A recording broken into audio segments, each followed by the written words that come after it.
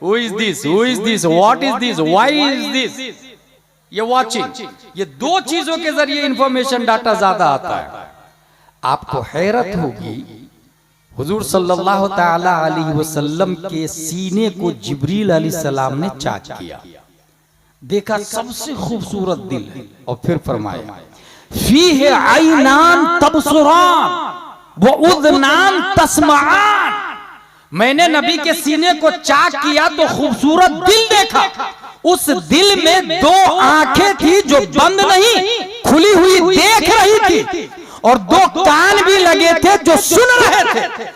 अब बात समझ में आई, इंफॉर्मेशन डाटा का अहम जरिया आंख और कान है। हम लोगों के पास दो आंख है, दो कान है, मगर नबी के पास चार आंखें हैं, चार कान है। इसी वजह से मेरा दावा है, जितना इंफॉर्मेशन हमारे नबी के पास है उतना किसी और के पास नहीं है। जाहिरी नजर में तो समझ में नहीं आ रहा था कि नबी को चार आंखें क्यों है, नबी को चार कान क्यों है, मगर जब मैंने फॉर्च्यूनर वाले को देखा, ऑडी वाले को देखा, फरारी वाले को देखा, टोयोटा वाले को देखा, जब मैंने औरा वाले को देखा, स्कॉर्पियो वाले को देखा, वॉल्वो बस वाले को देखा, एक राइट में ग्लास लगा हुआ है, एक लेफ्ट में ग्लास लगा हुआ है, एक ऊपर ग्लास लगा हुआ है ड्राइवर के ऊपर लेफ्ट साइड में जिससे पीछे वाले को देखता है, सामने बड़ा ग्लास है जिसे सामने वाले को देखता है। एक बस का ड्राइवर चार आंखों का मुतहम्मिल होता है। लेफ्ट वालों की जान बचाई जा सके इसलिए लेफ्ट वाली आंख से देखता है, राइट वालों की जान बचाई जा सके इसलिए राइट वाला ग्लास से देखता है, बैक वाले की जान बचाई जा सके इसलिए पीछे की तरफ देखता है, सामने वालों की जान बचाई जा सके इसलिए सामने के ग्लास से देखता है। उसकी रिस्पॉन्सिबिलिटी है, जितने लोग पैसेंजर है जो बस में बैठे हुए हैं उनकी जान की जिम्मेदारी उसके सर है, उनका मुहाफिज वो है, उसका प्रोटेक्टर वो है, उसका रिस्पॉन्सिबल वो है। अगर पैसेंजर मरता है उसकी वजह से तो जिम्मेदार वो होता है। बात समझ में आ गई, वो साइक है, वो हाकिम है, वो ड्राइवर है, तमाम पैसेंजरों के जान को हथेली में लेकर चल रहा है, स्टीयरिंग और क्लच में लेकर चल रहा है। जर्रा बराबर लग्जिश होती है तमाम पैसेंजरों की जान खतरे में पड़ जाएगी। अगर ये बात समझ में आ गई तो सुने, we are passenger, we are travelling, we are on the way, we are on the highway. Islamic highway पे हम लोग जर्नी कर रहे हैं, और अल्लाह तबारक व तआला ने पूरी दुनिया का हाकिम मुस्तफा को बनाया है। सिर्फ मक्का चलाने के लिए मुस्तफा नहीं, मदीना चलाने के लिए मुस्तफा नहीं, बल्कि अल्लाह ने पूरी दुनिया चलाने के लिए पैदा किया। इसलिए अगर नबी के सर की आंखें सो भी जाए तो दिल की आंखें से निजामे दुनिया चलाते हैं, ऑपरेट करते हैं। ये मैं नहीं कहा, बरेली के कलंदर अच्छे रजा, प्यारे रजा, आशिक रजा, फाजिल रजा, अल्लाह की रजा, सहाबा की रजा, तमाम साइंसदानों के बाप इमाम अहमद रजा खां फाजिल बरेलवी इस मोमेंट की तर्जमानी करते हैं तो इरशाद फरमाते हैं, खालिक कुल ने आपको मालिक कुल बना दिया, दोनों जहां में आपका कब्जा व इख्तियार। आपने वो आयत सुनी होगी मेराज वाली आयत, सुब्हानल्लज़ी अस्रा बिअब्दिही लैलन मिनल मस्जिदिल हराम इलल मस्जिदिल अक़सल्लज़ी बारकना हौलहु लिनुरियहु मिन आयातिना इन्नहु हुवस समीउल बसीर। ये समीउ बसीर क्यों आया? हियरिंग, वाचिंग, वो देखता और सुनता है। इसमें एक बारीक हिकमत है कि अल्लाह ने इंफॉर्मेशन डाटा नबी को कैसे ज्यादा दी। अगर आपके सामने से कोई इंसान 50 की स्पीड में गुजरे तो आप पहचान लेंगे, हु क्रॉस्ड मी, ये कौन गया। लेकिन 500 की स्पीड में गुजरे फिर आप नहीं पहचान पाएंगे, 1000 की स्पीड में गुजरे फिर आप और नहीं पहचान पाएंगे, हु क्रॉस्ड मी, कौन गया। नबी कितनी स्पीड से गए थे ऊपर। इस हवाले से आला हजरत ये कह के खामोश हो गए हैं, सुराग आइनो मता कहाँ था, निशान कैफो इला कहाँ था, न कोई साथी न कोई राही, न संग मंजिल न मरहले थे। मगर आइंस्टाइन ने एक बात कही है, रोशनी की रफ्तार 1,86,000 मील पर सेकंड है। ये किसने कहा? आइंस्टाइन ने। इससे ये समझ में आ रहा है कि सबसे ज्यादा तेज रफ्तार रोशनी है, और हमारे नबी वो नूर है जिसके सदके में सूरज चमक रहा, चांद चमक रहा। लिहाजा ये साबित हुआ कि नबी की रफ्तार 1,86,000 मील से ज्यादा थी पर सेकंड, नबी की रफ्तार। और जब इतनी रफ्तार से कोई गुजरे तो देखेगा नहीं, सुनेगा नहीं, कौन गया कौन आया, बाजू में कौन, लेफ्ट में कौन, बातें क्या कर रहे थे आपस में। अगर कोई 1,86,000 मील पर सेकंड की रफ्तार से गुजरे तो सुन पाएगा ये बाजू में कौन क्या बात कर रहा था? नहीं समझ पाएगा। अगर सुना भी तो समझ नहीं पाएगा, देख भी नहीं पाएगा, और देखा भी तो पहचान नहीं पाएगा कि कौन बैठा हुआ था। मगर ये जो इस आयत में समीउल बसीर का लफ्ज आया, मुफस्सिरीन का कहना है कि समीउल बसीर का लफ्ज इसलिए यहां पर आया कि अल्लाह ने नबी को इतनी रफ्तार देने के बावजूद अपनी अता से देखने और सुनने वाला बनाया है।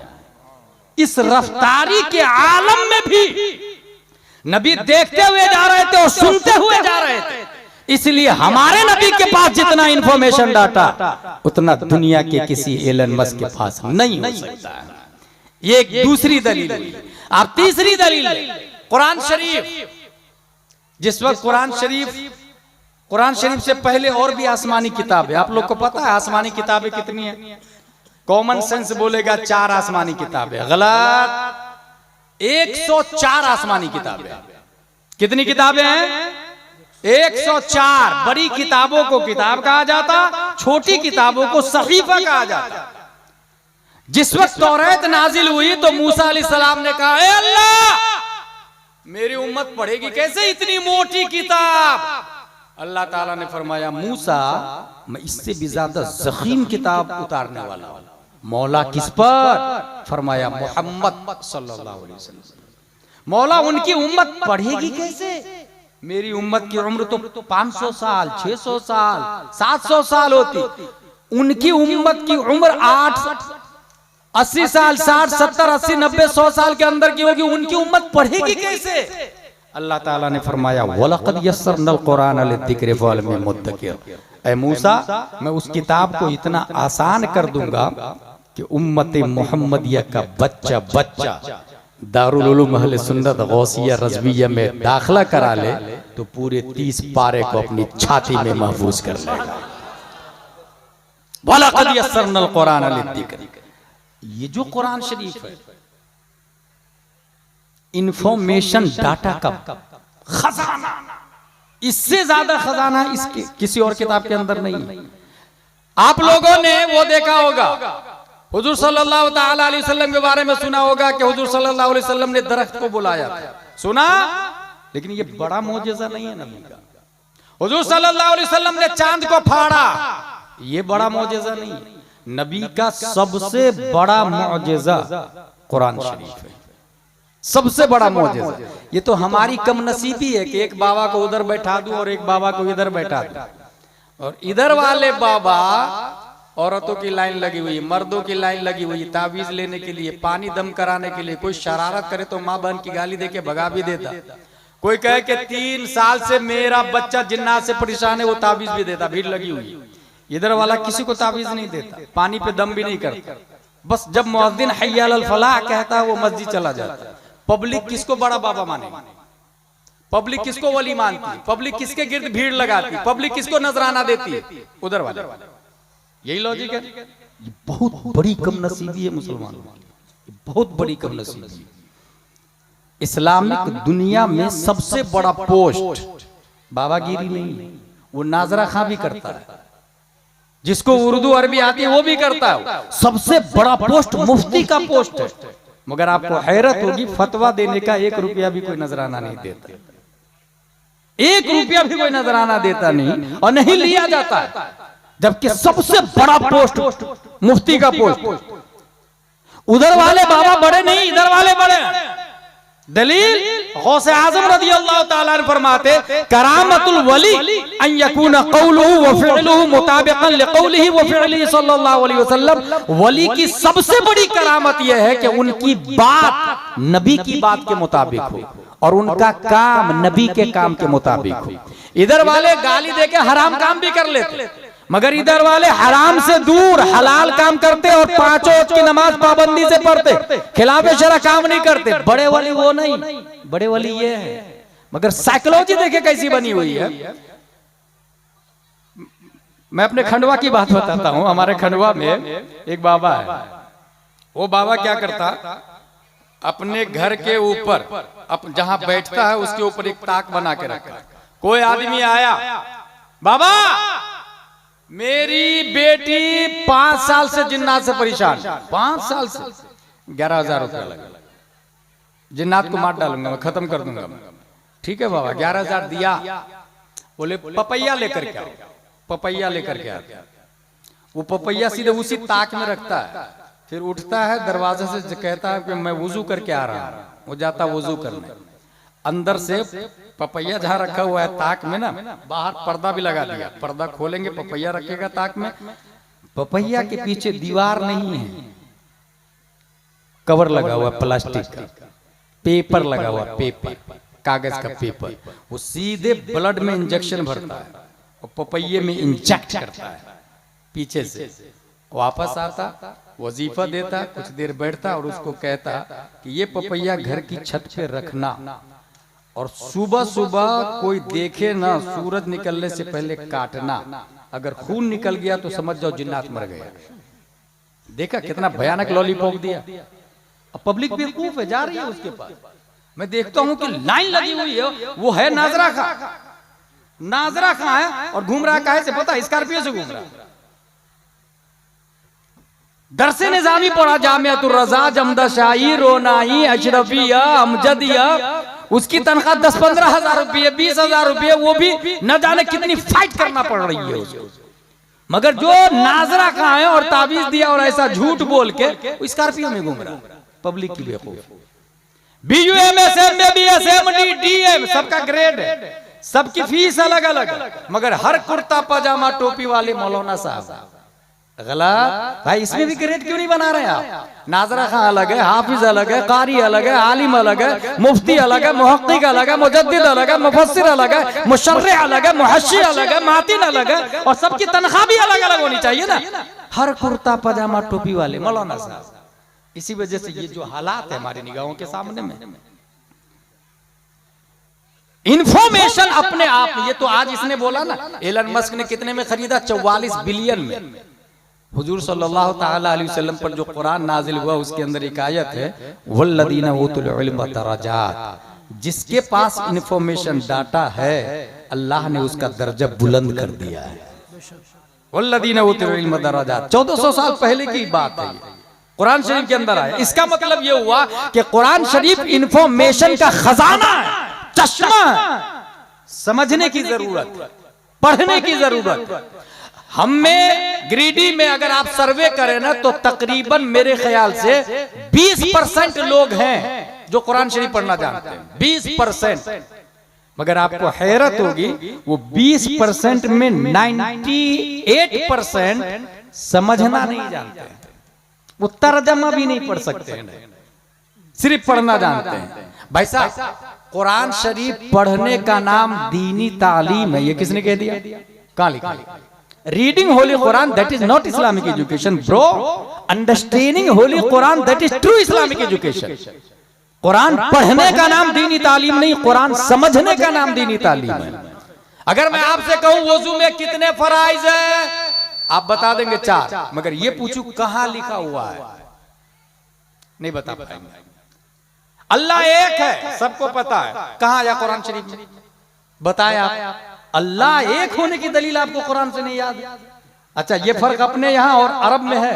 अरब की आम पब्लिक को भी पता है अल्लाह एक है, कुल हुवल्लाहु अहद। वो धड़क से पढ़ के बताए। मगर हमारे यहां रोजा आ रहा, अभी रमजान आ रहा ना, रोजा फर्ज है, कहां लिखा? नहीं बता पाएंगे। इसीलिए मैं कह रहा हूं, रीडिंग होली कुरान सवाब मिलेगा, लेकिन it is not Islamic education. Understanding Holi Quran that is true Islamic education. पढ़ने का नाम दीनी तालीम नहीं। इसीलिए अपने आप में one sentence can change your life, मैंने कहा तब्दीली लाए। कैसे लाएंगे? जब आप लड़की देखने के लिए जाए पहली बार, लड़की देखने के लिए आप ये करें कि भाई मेरा घर वेल सेटल है, मेरी लड़की, मेरा लड़का पढ़ा लिखा है, तो लड़की भी पढ़ी लिखी देखना, यही कहते हैं आप। सबसे पहले इसको चेंज करें। लड़की के लिए आप दामाद ढूंढना हो तो किसी घर में मत जाए। पूरी दुनिया में सबसे अच्छा घर कौन सा घर है? पूरी दुनिया की बात कर रहा हूं। आपकी गिरिडीह में भी है, ऐसा नहीं कि मैं कोई हवाई फायरिंग कर रहा हूं। गिरिडीह में सबसे अच्छा घर अल्लाह का घर है। दामाद सीधा मस्जिद में जाके ढूंढे, अपनी बेटी के लिए देखे कौन आ रहा, कौन आ रहा। जब कोई नजर आ जाए कि हाँ ये नौजवान है, 5 वक्त की नमाज पाबंदी से कर रहा, भाई तू ही मेरी बेटी से शादी करेगा। और ऐसा नहीं कि ये इम्पॉसिबल है, बल्कि हुआ, नेक लोग करते हैं। एक नेक साहब ने कहा मस्जिद के एक नमाजी से, आप ही मेरी बेटी से शादी करेंगे? वो नौजवान का, हुजूर मेरे पास तो कुछ भी नहीं है। तो होने वाले ससुर का जवाब सुने, अल्लाह के घर में पहली सफ में दाएं तरफ तकबीरे उला के साथ 5 वक्त की नमाज पढ़ने से बढ़कर जमीन और आसमान के बीच में और कौन सी दौलत हो सकती है? कुछ समझ में आ रहा है? तकबीरे उला दाएं तरफ 5 वक्त की नमाज अल्लाह के घर में, इससे बढ़ के धरती पर और कोई दौलत हो सकती? इसलिए मैं कह रहा हूं दामाद मस्जिद में जाके तलाश कर। उसके बाद मस्जिद में दामाद नहीं मिले तो कहां तलाशेंगे? रुए जमीन पर सबसे अच्छा घर मस्जिद के बाद रसूलुल्लाह का घर है, जिसे दारुल उलूम गौसिया रज़विया कहा जाता है, जिसे मदरसा कहा जाता है। रसूलुल्लाह के घर में देखे जाके कौन नौजवान है जो उस्ताद का अदब करता, अच्छा नंबर लाता, टाइम से पढ़ता, टाइम से सोता, टाइम से उठता, जीनियस से मार्क्स अच्छा लाता, इबारत खानी करता, मिसबाहुल लुगात फिरोजुल लुगात से सबक को हल करता, इंक्वायरी करे, पता करे, और फिर अपनी बेटी की शादी उससे करे शादी। मैं गवर्नमेंट के स्टाम्प पेपर पर सील ठप्पा लगा के लिख के दे सकता हूं कि अगर आपका दामाद मदरसे का फारिग है, वो गरीब तो हो सकता है मगर शराबी नहीं होगा। वो गरीब तो हो सकता है मगर जुआरी नहीं होगा। वो गरीब तो हो सकता है मगर वहाबी नहीं होगा। वो गरीब तो हो सकता है मगर अपनी बीवी को मजदूरी पर नहीं भेजेगा। वो गरीब तो हो सकता है मगर अपनी बीवी को ओपन चेहरा मार्केट नहीं भेजेगा, क्योंकि उसने हुसैन की हिस्ट्री पढ़ के रखी है, अबू बकर उमर की हिस्ट्री और सीरत को पढ़ के रखा है। ये क्यों बोल रहा हूं मैं? अगर जलसा सीखने की नीयत से है तो ये अपनी लाइफ में तब्दीली लाएंगे। कुरान शरीफ, अच्छा जब लड़की देखने के लिए हम जाते हैं तो उसमें बहुत बड़ा जो अलमिया अपने यहाँ चल रहा अभी, वो ये होता है, आपकी बच्ची दीनी तालीम जानती है? बोले हाँ जानती है ना। बोले कहाँ तक पढ़ी? बोले कुरान शरीफ पढ़ी है, स्कूल से तो ग्रेजुएट है और दीनी लाइन से कुरान शरीफ पढ़ी है और 10 बार पढ़ ली कुरान शरीफ मेरी बेटी। भाई साहब 10 बार नहीं, 10,000 बार भी पढ़ ले, ये दीनी तालीम नहीं। मैंने कहा ना, reading Holi Quran that is not Islamic education, understanding Holi Quran that is true Islamic education. इसीलिए लड़की देखने के लिए जाए तो साथ में ये भी देखे कि अनवार शरीयत पढ़ना जानती कि नहीं जानती, कंजुल ईमान पढ़ना जानती कि नहीं जानती, बहार शरीयत पढ़ना जानती कि नहीं जानती, और हाँ सबसे खास बात, नकाब को लाइक करती कि नहीं लाइक करती।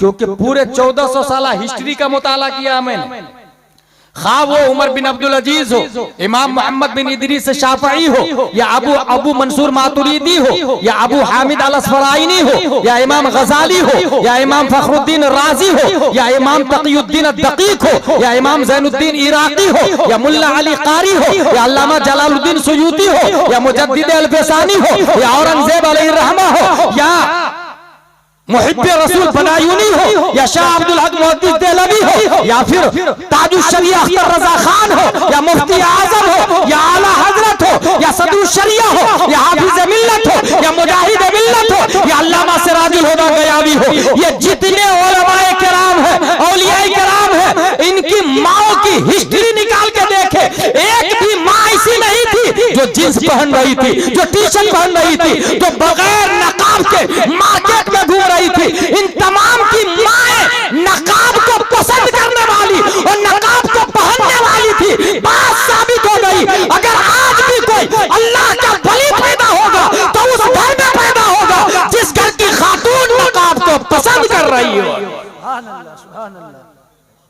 ये एक बुनियादी बात थी। और ये सिर्फ नारे तकबीर, नारे रिसालत या ऐसे ऐसे पैसे देने के लिए नहीं, ये अमल करने के लिए। ये भी एक बात याद आ गई, तो ये भी सुने, शायरों को पैसा दिया जाता है जबकि इंसान उलमा को नहीं देता, मस्जिद के इमाम पर तवज्जो नहीं रहती है। जबकि शेख सादी ने एक बात कही है, आलिम रा जर बेदेहता बिसियार खानदान, उलमा को पैसा दे ताकि ज्यादा से ज्यादा पढ़े और दीन की खिदमत करे, ज्यादा से ज्यादा। यहां एक हकीकत और बताता चलूंगा, हमारे पास फैमिली दीन नॉलेज बढ़ाने के लिए कह रहा हूं, इंफॉर्मेशन डाटा कैसे आएगा आपके पास। कुरान शरीफ, हमारे पास मोटरसाइकिल खराब हुई, मैकेनिक है और फिक्स है। तबीयत खराब हुई, डॉक्टर है और फिक्स है। लाइन खराब हुई, इलेक्ट्रीशियन है और फिक्स है, जिसको हम लोग फैमिली मैकेनिक भी कहते हैं, फैमिली डॉक्टर भी कहते हैं। अब ये फैमिली मैकेनिक, फैमिली डॉक्टर जब सब कुछ है तो ये जाहिरी डॉक्टर्स है। दीनी डॉक्टर, रूह जब बीमार हो, जब भी किसी मसले की जरूरत पड़े तो एक फैमिली आलिम को रख ले आप, एक फैमिली आलिम को रख ले, और जब भी किसी मसले की जरूरत पड़े फौरन नंबर डायल करें, हजरत इस मसले का जवाब बता दीजिए ना। और हजरत अगर गुस्सा हो जाए तो बहुत आसान तरीका बता रहा हूं, हर महीने की 1 तारीख को 2000 रुपया फोन पे कर दे, हर महीने की 1 तारीख। गौर कीजिए, जब दुनियावी मामलात में पैसा खर्चा कर रहे हैं तो दीन की हिफाजत के लिए क्यों नहीं। जब घर के मोटरसाइकिल मैकेनिक हाथ भी लगा दे तो 100-200 ले लेता है, और यहाँ जो अकीदे की हिफाजत कर रहा है अगर 2000 रुपया देकर वो 1400 साल पुराना दीन हमारी छाती में महफूज रख रहा है, तो ये घाटे का सौदा नहीं भाई साहब। मगर इसके लिए कोई सोचने को तैयार नहीं, वो फ्री में चाहिए इसको। ऐसे ही हमारी माँ का इंतकाल हो जाए, बाप का इंतकाल हो जाए, मुफ्ती साहब 10 बच्चे को भेज दीजिएगा कुरान खानी के लिए। चलो भाई ठीक है, 10 बच्चे आए, कुरान शरीफ पढ़े। ये जो कुरान शरीफ पढ़ा तो आपकी माँ को कहां सवाब मिला? वो जिसने पढ़ा उसको मिला ना भाई, उसने भीख में आपकी माँ को दिया, चंदा दिया, उसने डोनेट किया सवाब को, तब गया माँ के पास, वरना डायरेक्ट माँ के पास नहीं जाता सवाब, क्योंकि सवाब उसके पास आता है जो पढ़ता है। ठीक, एक कुरान का सवाब, एक बच्चे ने 3 पारे पढ़े, एक कुरान का सवाब मिल गया, एक कुरान का सवाब मिल गया। मैं दूसरा तरीका बता के जा रहा हूं जिस पर अमल करेंगे आप 10 बच्चे को मत बुलाएं, आप सीधे मुफ्ती साहब को बुलाएं, और पर्दे के पीछे माँ और बहनों को रखें, पर्दे के बाहर आप भाई बाप बैठ जाए, और मुफ्ती साहब आलिम साहब से ये कहे कि आप पूरा कुरान पढ़ के मत सुनाइए, एक आयत की तफसीर समझाइए, एक आयत की तफसीर समझाइए। अगर मुफ्ती साहब एक आयत की तफसीर समझा देते हैं आधा घंटा, पौन घंटा, 15 मिनट, 1 घंटा में, अब सुने, तफसीर नईमी में लिखा हुआ है, जिसने एक आयत की तफसीर समझ ली अल्लाह तबारक व तआला 10 कुरान का सवाब अता फरमा देता है। कितने कुरान का सवाब? कितना बड़ा फायदा हुआ। 10 बच्चे आए थे, 1 कुरान का सवाब, एक आलिम साहब आए, 10 कुरान का सवाब। 2 बड़े फायदे होंगे। पहला फायदा, कब्रिस्तान से अजाब स्पीड से खत्म होगा, क्योंकि पहले 1 कुरान का सवाब जा रहा था, अब 10 कुरान का सवाब जाएगा। कब्रिस्तान से अजाब स्पीड से खत्म होगा।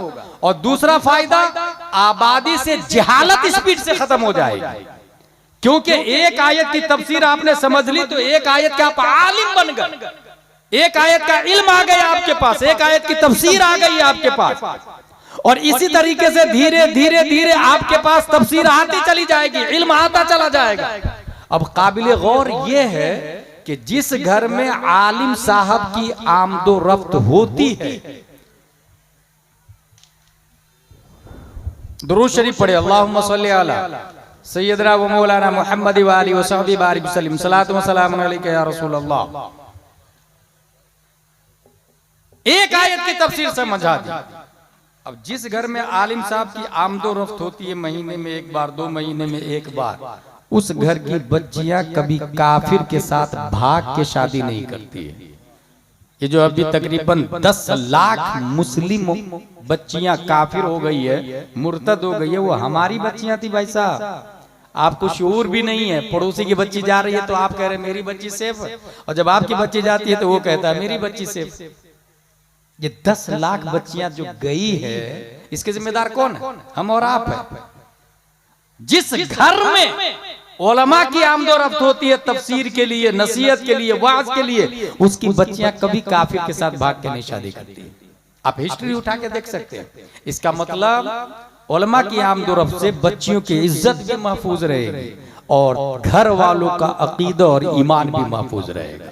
ये कब होगा? जब इंफॉर्मेशन डाटा कुरान शरीफ हमारे पास है, उसको पढ़ें और पढ़ने के साथ साथ समझें।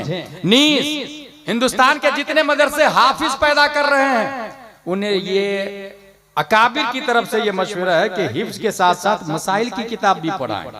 अनवार शरियत, बहार शरियत और फर्जुलूम, फैजान फर्जुलूम भी पढ़ाएं, क्योंकि महज हाफिज है वो, तो वो भी दीन को नहीं समझ पाएगा। और आप लोग हाफिज से मसला पूछने की बेवकूफी कीजिएगा भी मत, नहीं तो वो खुद भी बर्बाद होगा, आपको भी बर्बाद कर देगा। ये मैं इसलिए बोल रहा हूं कि आप तो कुर्ता पजामा टोपी वाले को अल्लामा समझ लेते हैं। भाई हाफिज साहब अलग होते हैं, कारी साहब भी मसला नहीं बता सकते, हाफिज साहब भी मसला नहीं बता सकते, मसला सिर्फ आलिम साहब बताएंगे। इसलिए हिफ्ज का वजूद तो हमारी कम नसीबी है जो तरावी पढ़ाने के लिए। हिफ्ज का वजूद तरावी पढ़ाने के लिए नहीं हुआ। हिफ्ज का वजूद, कुरान का वजूद तरावी पढ़ाने के लिए नहीं हुआ। कुरान का वजूद मसाइल के दलाइल के लिए हुआ है। वो इंफॉर्मेशन डाटा है, वो इंफॉर्मेशन मंबा है। कुरान शरीफ लाइफ स्टाइल कैसे गुजारे इसके लिए नाजिल हुआ है। और यही वजह है कि जिन लोगों ने कुरान को तरावी के लिए समझा, अभी रमजान आ रहा देखिएगा, ऐसे हाफिज को लाओ जो 25 मिनट में 20 रकात तरावी पढ़ा दे। हराम हराम अशद हराम। काली का भाई 25 मिनट 30 मिनट में तरावी कैसे खत्म हो गई आपकी? एक पारा मखरज और सिफाते लाजमा के साथ अगर पढ़ेंगे तो कम से कम 20 से 25 मिनट उसमें लग रहा, और आपने 30 मिनट में पूरे 20 रकात तरावी पढ़ा दी। तरावी पढ़ना है क्या? फर्ज नहीं है, वाजिब नहीं है, सुन्नत मुअक्कदा है। और गलत कुरान पढ़ना हराम है। ये अजीब फलसफा है भाई। सुन्नत अदा करने के लिए गए और हराम काम करके वापस निकल रहे, और खुश है कि मैं तरावी पढ़ रहा हूं। और इसके जिम्मेदार मुतवल्ली लोग भी हैं जो कहते हैं, ऐसे कमेटी वाले, ऐसे हाफिज को लाओ जो 20 मिनट में 15 मिनट में खत्म कर दे। ला हौला वला कुव्वता। लानत है ऐसे मुतवल्ली पर, लानत है ऐसे सेक्रेटरी, सदर, खजांची पर। पूरी कमेटी इस हरामकारी के जिम्मेदार होगी, पूरी कमेटी इसकी जिम्मेदार होगी। ये कम नसीबी है, आप देख ले आप।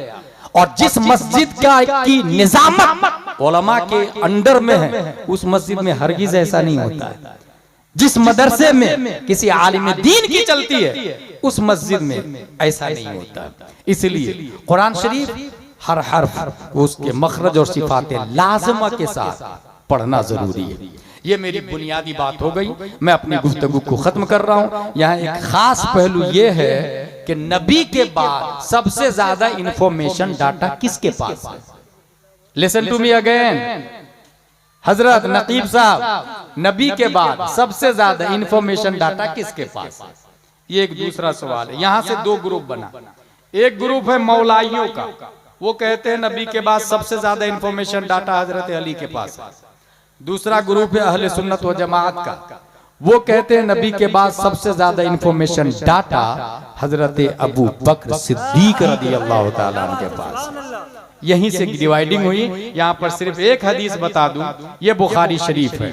बुखारी शरीफ, इसके अंदर हुजूर सल्लल्लाहु ताला अलैहि वसल्लम की बारगाह में एक खातून आती है। अन जुबैर इब्न मुतइम रज़ियल्लाहु अन्हु क़ाल अतत इमरातुन इला नबी सल्लल्लाहु अलैहि वसल्लम फअमरहा अन तरजिअ इलैहि क़ाल अरअयत इन जीतु वलम अजिदका कअन्ना तक़ुल अल मौत क़ाल सल्लल्लाहु अलैहि वसल्लम इल्लम तजिदनी फअति अबा बकर। एक खातून आई, क्यों आई, क्या काम था, क्या पूछना था? बैतुल माल का मामला था, या नमाज रोजे का मसला था, या निकाह तलाक का मसला था? ये क्लियर नहीं है। इस हदीस शरीफ में सराहत नहीं है। तशरीह में हो सकता, फतुल बारी उम्दतुल कारी में हो सकता है। यहाँ पर मतन में सिर्फ इतना है कि वो आई तो नबी ने फरमाया बाद में आना। वो खातून कहती है इल्लम तजिदीनी और इन जीतू वलम अजिद का, या रसूल अल्लाह मैं आई और आप नहीं मिले तो, यानी आपका इंतकाल हो चुका हो तो मैं क्या करूंगी। अब क्या जवाब होना चाहिए। हुजूर सल्लल्लाहु अलैहि वसल्लम फरमाते हैं इल्लम तजिदीनी फाती अबा बकर, अगर मैं न मिलूं तो अबू बकर के पास आ जाना। इसका मतलब मामला खिलाफत का हो या मसले का हो या इल्म का हो या शुजाअत का हो या बैतुल माल का हो या शरीयत का हो या हदीस का हो या किसी भी एतबार से कोई मसला हो, मेरी नयाबत की कुर्सी पर अगर कोई बैठेगा तो वो अबू कुहाफा का बेटा अबू बकर सिद्दीक। नारे तकबीर, नारे रिसालत, बादल अंबिया अफजलुल बशर सिद्दीक अकबर, नारे रिसालत। वाह क्या बात है। जबकि दूसरा ग्रुप क्या करा ना, हजरत अली रज़ियल्लाहु ताला अन्हु नबी के बाद सबसे अफजल। अच्छा, इसमें कुछ खानकाह भी गिरफ्तार हो गई, कुछ डुप्लीकेट गुमराह सज्जद भी दाखिल हो गए इसमें, सज्जद लोग भी दाखिल हो गए, उन्हें पता ही नहीं चल रहा। अब वो समझ रहा कि नहीं हम हजरत अली वाले हैं। भाई साहब, हजरत अली वाला वो हो ही नहीं सकता जो अबू बकर वाला नहीं है। बेशक हक है। हजरत अली इसीलिए कहते हैं हजरत अली की मोहब्बत ओरिजिनल हम लोग करते हैं, क्योंकि हम हजरत अबू बकर से भी करते हैं और अली की मोहब्बत नबी तक मुतअद्दी वसातत अबू बकर से हो। अबू बकर की तौहीन करने की बुनियाद पर, अबू बकर की शान में तबर्राई करने की बुनियाद पर वो हरगिज नबी तक नहीं पहुंच सकता। एक और मसला आपके सामने ये लोग देंगे। दूसरा ग्रुप बताया ना जो ये कह रहे हैं कि हजरत अली पहले नंबर पर है, वो ये कह रहे हैं कि हसन हुसैन ये नबी के जुज है और अबू बकर उमर ये वजीर है। तो जुज का मर्तबा बड़ा होता है या वजीर का मर्तबा बड़ा होता है? सही साहब आ रहे हैं क्या? हाँ, तो नारा लगा लेते हैं खड़े होके। ले नकीब सब नारा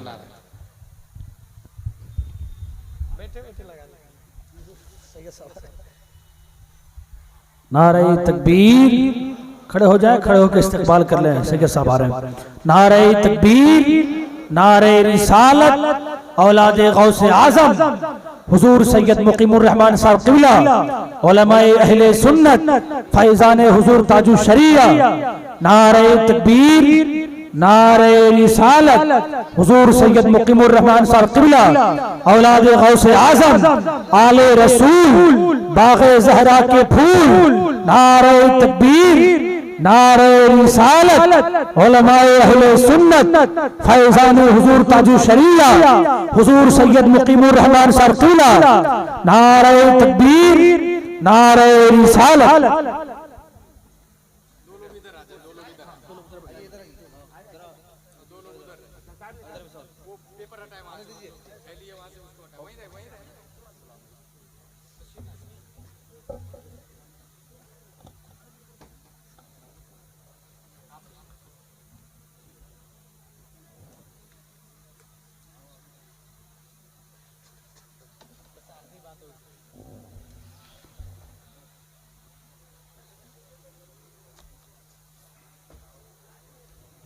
अल्लाह का लाख लाख शुक्र है। वलदुम मिन औलाद रसूलिल्लाह सल्लल्लाहु अलैहि वसल्लम अस्सय्यिद अश-शेख अल-आलिम अल-फाज़िल अल-मुहतरम अल-मुकर्रम अल-मुशर्रफ अल-मुफद्दल अल-मुअज़्ज़म मुकीमुर रहमान दामज़िल्लु अलैना हमारी निगाहों के सामने जलवाबार। अल्लाह तबारक व तआला इनका साया अवाम अहले सुन्नत पर दराज फरमाए। सिर्फ और सिर्फ सैयद होने की वजह से भी काबिल ताज़ीम है, और ये सैयद के साथ साथ आलिम भी, तो डबल काबिल ताज़ीम है। कोई भी सैयद हो, याद रखिएगा मसला, सिर्फ सियादत की बुनियाद पर काबिल ताज़ीम है, अमल की बुनियाद पर नहीं। जब तक काफिर ना हो जाए, और काफिर हो जाए तो फिर सिया रिश्ता ही खत्म, तो फिर ताज़ीम भी खत्म हो जाती है। यही वजह है कि नबी ने ये नहीं फरमाया कि मेरी औलाद वारिस अंबिया है, इतरती वरासतुल अंबिया नहीं आया, क्योंकि नबी ये इल्म गैब है ना नबी के पास। नबी जान रहे थे मेरी औलाद कुछ मौलाई हो जाएगी, कुछ राफजी हो जाएगी, कुछ शिया हो जाएगी, इसलिए नबी ने ये फरमाया ही। नबी ने कहा अल उलमा वरासतुल अंबिया, उलमा मेरे वारिस होंगे। और आलिम अगर पंडित का भी बेटा कलमा पढ़ा, इल्म दीन हासिल किया, मसलक पर मजबूती से कायम रहा, तो वो आशिकुर रहमान बन के बरेली का भी इमाम बन जाता है। आशिकुर रहमान बन के बरेली, आप लोग नहीं समझ रहे होंगे, हमारे उलमा समझ गए हैं, जो उलमा के करीब है वो लोग समझ गए होंगे इस बात को। बहरहाल मैं क्या कह रहा था, ये मौलाई नया लॉलीपॉप दे रहे हैं कि हसन हुसैन जुज हैं, क्योंकि नबी के बेटे हैं, बेटी के बेटे हैं तो बेटे, और अबू बकर उमर वजीर है, तो बादशाह के नजदीक शहजादे का मर्तबा बड़ा होता है या वजीर का मर्तबा बड़ा होता है? कॉमन सेंस बोलेगा शहजादे का मर्तबा बड़ा होता है। ये सवाल 110 साल पहले आला हजरत से पूछ लिया गया। अब देखिए सवाल कितना पुराना है, 1400 साल पुराना मामला है, 1400 साल पुराना केस है ना। अबू बकर, हजरत उमर, हसन हुसैन का मसला है, और 1400 साल के बाद में आला हजरत से पूछा जा रहा है। आला हजरत रदियल्लाहु ताला अन्हु का जवाब सुने। वो कहते हैं अगर जुज़वी फजीलत की बात है तो ये सही है, और अगर जुज होने की वजह से कुल्ली फजीलत दिया अबू बकर उमर पर तो ये गुमराही है, और उसका अकीदा बातिल बातिल बातिल, तौबा करना फौरन फर्ज। अब दलील देखे आला हजरत क्या देते हैं। ऐसे तो तकरीबन 7 दलीलें दी आला हजरत ने, मैं एक बहुत बड़ी दलील देने जा रहा हूं। आला हजरत फरमाते हैं अगर जुज होना मूजिबे मर्तबा इंदल्लाह हो, तो आज जितने सैयद है, जितने सैयद है, सैयद साहब भी सैयद है, जितने सैयद है ये भी नबी के जुज है किसी न किसी दर्जे में, तो लाजिम आएगा कि आज के सैयद भी अबू बकर उमर से अफजल वाला है। मगर कोई सैयद ये बोलता मैं अबू बकर से अफजल हूं, तो जुज होने की बुनियाद पर अफजलियत का कायदा कुल्लिया होता तो कयामत तक हर सैयद का अबू बकर से अफजल होना लाजिम आता। मगर ऐसा नहीं है, और ऐसा नहीं है ये आला हजरत नहीं कह रहे, बल्कि 80 हिजरी में कूफा में पैदा होने वाले इमाम आजम से पूछा गया सुन्नी किसको कहते हैं? कहा फजीलतुश शेखैन, पूरी दुनिया में नबियों के बाद सबसे अफजल अबू बकर को माने, उमर को माने, वो ओरिजिनल सुन्नी सही अकीदा है। आला हजरत एक और दलील देते हैं, अबू बकर उमर ये ससुर है नबी के, और उस्मान अली ये नबी के दामाद है। ससुर को अरबी में सहरैन कहते हैं और दामाद को खतनैन कहते हैं। ये दोनों ससुर है सहरैन नबी, ये दोनों दामाद है खतनैन नबी। तो नबी के करीब, ससुर के करीब ससुर होता है या दामाद होता है? अगर जुज़इयत का कायदा कुल्लिया हो तो दामाद ससुर के ज्यादा करीब होना चाहिए। क्यों? क्योंकि नबी का जुज इनके पास है ना। नबी की बेटी हजरत उस्मान के बाद हजरत अली के पास रदियल्लाहु अन्हुमा, तो इन दोनों का अफजल होना चाहिए अबू बकर उमर से, मगर ऐसा नहीं है। इसी वजह से ये कायदा के जुज़इयत मूजिबे मर्तबा इंदल्लाह है, ये बातिल बातिल बातिल कुल्ली एतबार से अगर कोई अकीदा रखता है, जुज़वी फजीलत के हामिल जरूर है, कुल्ली एतबार से कोई अकीदा रखता है तो ये हरगिज हरगिज अहले सुन्नत व जमात का अकीदा नहीं। अहले सुन्नत का अकीदा आला हजरत रदियल्लाहु ताला अन्हु सिर्फ वहाबियों का रद्द नहीं किए, वहाबियों से ज्यादा राफजियों और मौलाइयों का रद्द करके जा चुके हैं आला हजरत। आपको हैरत होगी, जाते जाते एक बेहतरीन निजाम दिया। आप इरशाद फरमाते हैं सानिस नहीं, यानी उस अफजलुल खल्क बादर रसूल सानिस नहीं ने हिजरत पे लाखों सलाम। और फिर फरमाते हैं हजरत अली के बारे में अव्वली दाफे अहले रिफ्जो खुरूज, चारमी रुकने मिल्लत पे लाखों सलाम, चारमी रुकने मिल्लत पे लाखों सलाम। अल्लाह तबारक व तआला हम सबको कुरान शरीफ, हदीस शरीफ, फिक़्ह शरीफ, मसलक आला हजरत शरीफ पढ़ने, समझने, अमल करने की तौफीक अता फरमाए। मैंने शुरू में कहा था तकरीर असलन सैयद साहब की होगी, हम लोग यूं ही हैं, ज़िम्नन कुछ बातें मैंने बता दी। हजरत की बात को तवज्जो से सुनेंगे, और तवज्जो दी आपने तो 1 sentence can change your life. एक ही बात हमारी जिंदगी बदलने के लिए काफी होगी, ला इलाहा इल्लल्लाह मुहम्मदुर रसूलुल्लाह सल्लल्लाहु अलैहि वसल्लम।